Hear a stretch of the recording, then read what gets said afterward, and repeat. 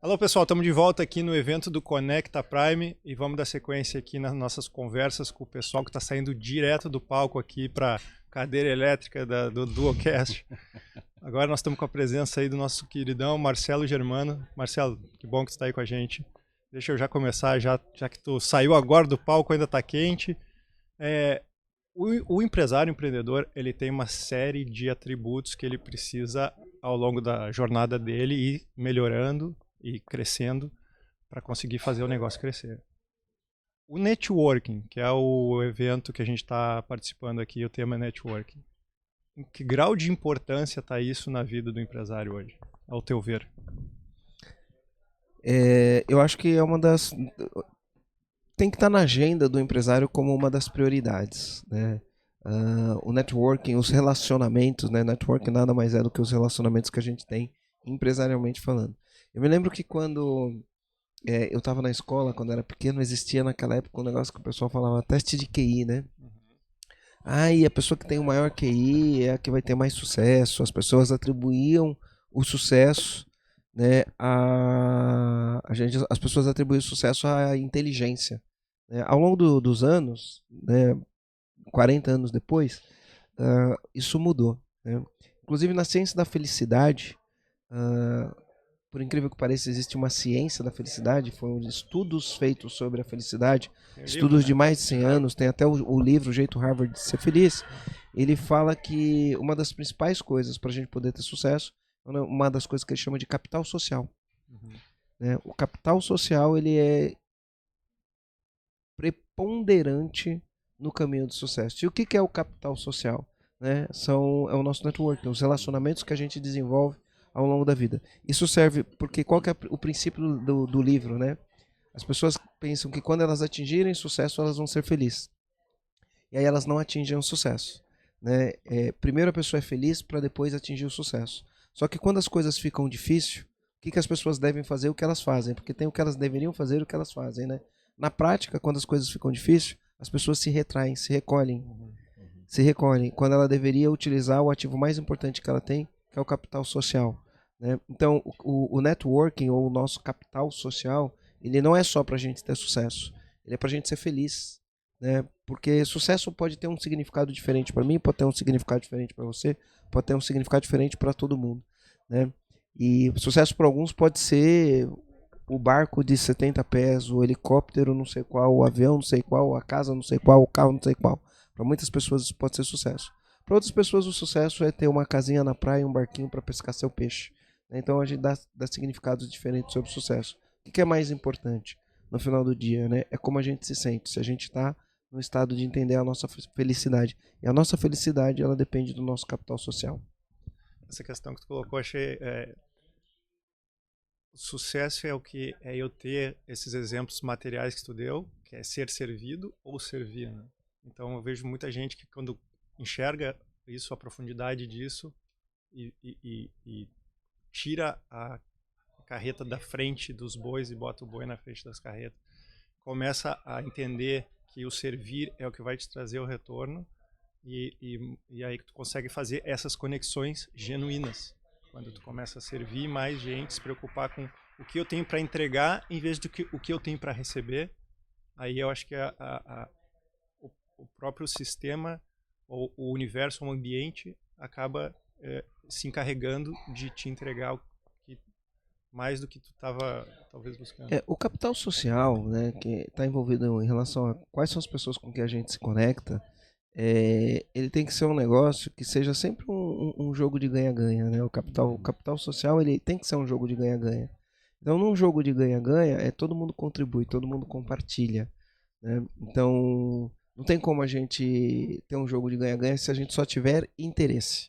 Né? Interesse, vou me aproximar daquela pessoa porque daquela pessoa ali eu vou tirar tal proveito. Né? Quem eu preciso ser para poder andar com aquela pessoa? Né? O que eu preciso fazer? Como eu posso contribuir com aquela pessoa? Né? De maneira desinteressada, eu não diria, né? Mas de maneira que eu me torne um ativo para aquela pessoa, para que ela possa se tornar um ativo para mim também, sabe? Eu acho que isso é fundamental para o networking, porque o Marcelo, conhecendo o Marcelo, e ele conhece a pessoa com quem eu quero me relacionar. Agora, para eu conseguir usar essa ponte, eu tenho que ser, de certa maneira, para ele usar o nome dele a meu favor, eu tenho que ter sido, no mínimo, agregar alguma coisa para ele. Senão ele não vai botar, eu não vou botar o meu nome em outra pessoa que eu não estou de acordo com a postura da pessoa. Então tem isso também. Eu também tenho que querer entregar alguma coisa para também querer receber. Eu vou um pouquinho mais fundo, Marcelo, a questão agora já dentro da parte empresarial de cultura. Quer dizer, tem o colaborador e tem os sócios da empresa, ou sócio. E também existe uma troca. Então também quando essa troca ela é muito superficial, empresas que eu vejo que não tem cultura, ela é o quê? Eu finjo que trabalho e eles fingem que me pagam. Então quando começa a aprofundar mais a cultura, também tem essa troca mais profunda. Como é que é teu ver? Eu acho que a cultura está em tudo. Né? A cultura está no país, a cultura está na cidade que a gente vive, a cultura está na empresa que a gente tem, a cultura está dentro da casa da gente. Eu acho que é um dos temas que mais deveriam ser discutidos. Aliás, eu acho o seguinte, a gente está em épocas de eleição, né? Eu acho que os políticos, em vez de ficar discutindo um monte de besteira, eles deviam discutir qual é a cultura que a gente quer para esse país. Se a gente estabelece uma cultura única, acabou o problema. Exatamente. Né? Então, e cultura é um negócio que demora, né? Pra gente mudar a cultura desse país, por exemplo, vai 30 anos. Se não mais. Porque é uma geração que tem que se renovar, entendeu? Uma geração, por isso que demora tem que mudar anos. A cultura. Mesma coisa dentro de uma empresa. Essa é onde eu ia trazer agora. E para dentro da empresa, às vezes pega empresas pequenas, 2, 3, 5, 10 funcionários, existe já uma barreira, uma dificuldade de fazer isso, né? Então, claro que tudo eu entendo que tem que vir através, ou iniciar o pontapé inicial através da cabeça da empresa, do dono, para ele conseguir trazer isso. Agora, como fazer com que mais gente acabem assimilando a importância disso, assimilando a importância da cultura e relacionamentos, além, é claro, de se inscrever no curso da EAG. Então vamos lá. Eu gosto de falar que cultura é top-down, né? Ela vai do líder para baixo. Cultura é top-down. Porque a cultura vai envolver muito, uma das coisas mais importantes que vai envolver a cultura é o que a gente chama de valores. Então, não são plaquinhas para ser colocado na parede. Missão, visão, valores. Visão é o meu sonho, onde eu quero chegar, qual é o objetivo, o que essa empresa quer mostrar de diferente para o mundo. As pessoas precisam ter clareza de onde a empresa quer chegar. Né? Missão é por que a gente faz isso, qual é o impacto, ao fazer isso, como a gente melhora a vida das pessoas. E valores são as nossas atitudes no dia a dia. Quais são os nossos valores não negociáveis, que a gente não negocia? Será que a gente negocia com a preguiça? Será que a gente negocia com a mediocridade? Será que a gente negocia resultado? Então a gente precisa responder perguntas e o que é não negociável, o que a gente não negocia. Então tem muito empresário que negocia com o funcionário preguiçoso, com a preguiça. Tem muito empresário que negocia com a mediocridade, com a pessoa que entrega ali o mínimo que ela poderia. Né? Quando a gente para de negociar essas coisas, quando a gente para de negociar as coisas que são não negociáveis, né, a cultura da empresa muda. Né? E isso depende de um líder. Agora imagina, né, do mesmo jeito que eu estou falando, dentro de uma empresa, fazer isso é difícil. Por quê? Porque você coloca a empresa, tem pessoas que vêm de origens diferentes, de culturas diferentes, de visões do mundo diferentes. Às vezes a gente vai ter dentro da nossa empresa pessoas que, quando a gente pensa na pirâmide de Maslow, ela ainda está ali naquele primeiro nível, que é o nível da sobrevivência. A pessoa que está no nível da sobrevivência, ela precisa subir para um outro nível. E precisa subir para um outro nível mínimo de autoaceitação, de autoestima, de realização. Se você na tua empresa vai ter as pessoas que não subiram a escadinha ali, dificilmente você vai conseguir implementar a cultura. Olha que interessante essa questão da cultura. Para o empresário ele conseguir enxergar isso e transformar esse top-down e trazer isso para a empresa e para os colaboradores, ele precisa mudar a ambiência, e aí entra o networking. O relacionamento dele precisa mudar para ele enxergar, elevar o nível de consciência dele de que precisa mudar isso dentro da empresa. Até porque ele é um exemplo, né? Justamente. Então, mas como trazer? Porque o que a gente mais vê, principalmente empresa pequena e média, é a falta dessa cultura.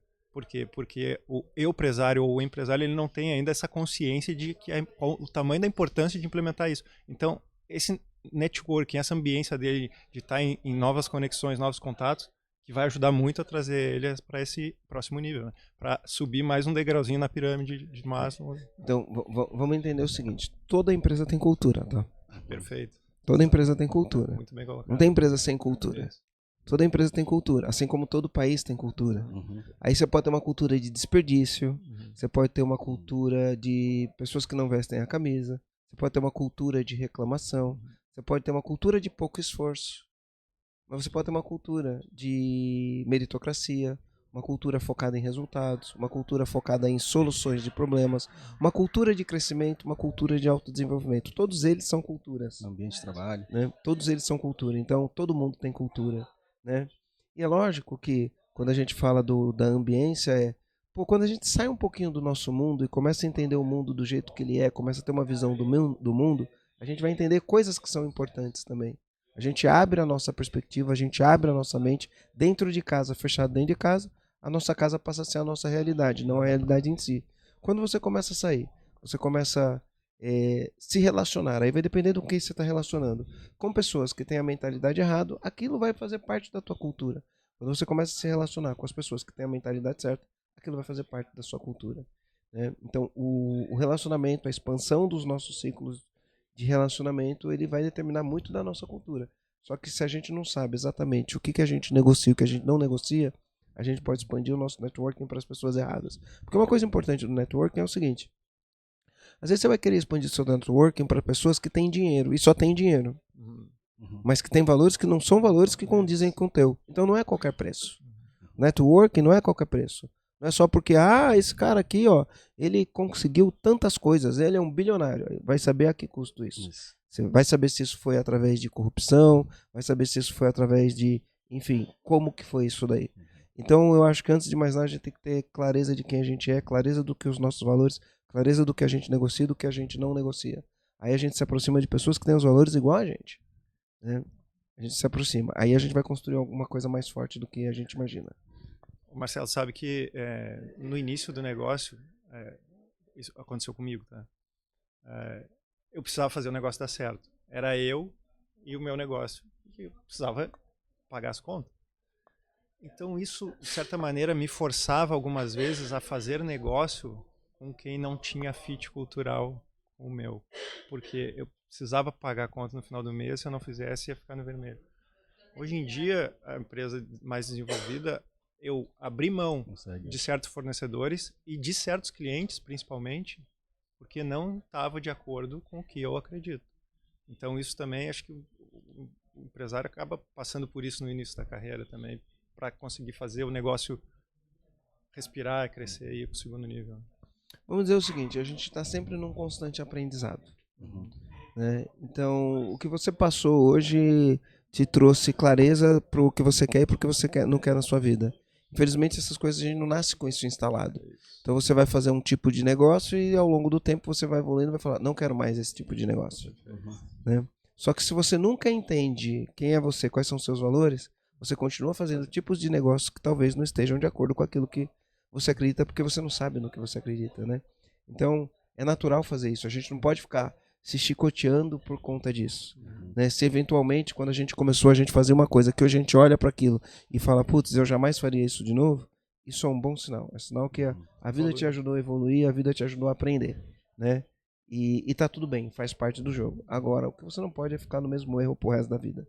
Sensacional. Eu tive muito isso com colaboradores, né? Quando eu iniciei, eu trabalho no mercado imobiliário, né, João? Então, quando eu comecei, eu tive muitos corretores, como eles não me conheciam como imobiliária, né, 7 anos atrás, eu tinha que colocar muitos estagiários. Então, formei estagiários. Hoje tenho 3 estagiários que já são corretores de imóveis e são os que vendem muito bem, inclusive no imobiliário, depois de muitos anos. Hoje já não. Hoje eu tenho mais de 20 corretores na equipe, todos profissionais, e a gente consegue selecionar hoje quem vem trabalhar ou não. Mas antigamente não conseguia fazer isso. Eu quero trabalhar com vocês. Vamos bem para casa. Depois eu vou saber se a pessoa era pessoa boa ou não. Então hoje as pessoas, eu consigo identificar, a gente fala sobre cultura, tal, da empresa, né? Eu consigo identificar hoje quando a gente coloca uma pessoa para trabalhar, a gente sabe, hoje a gente conhece o mercado, né, as pessoas. A gente coloca uma pessoa para trabalhar, dá 2, 3 meses, a gente já começa a entender se essa pessoa vai ter futuro ou não. E ela mesma já sabe, porque a equipe toda hoje está tão redonda, tão boa de trabalhar, o Rafa conhece bem eles lá, que essa pessoa que entra, se ela entra com uma maldade, ela já vai sair, porque ela já é isolada de todo mundo, porque todo mundo tem a mesma cultura que a gente, todo mundo tem a mesma cultura, iguais a todos, assim. Então, que o Rafa falou da antigo. Hoje eu tive isso bem no começo também. Hoje, graças a Deus, a gente consegue selecionar quem está do nosso lado. Né? É uma evolução, né? A cultura atrai as pessoas certas e repele as pessoas certas para serem repelidas, né? A gente fala, atrai as pessoas certas e repele as erradas. Não, ela repele as pessoas certas para serem repelidas. Muito bom, sim. É isso aí, Germano. Obrigado aqui pela Obrigado, participação, obrigado por estar com a gente. E é isso aí, pessoal. Em breve vai estar mais o pessoal que está vindo do palco ali, vai estar aqui com a gente conversando aqui no Conecta Prime. Valeu. Valeu, Obrigado, Germano. abraço, Obrigado. até mais, tchau.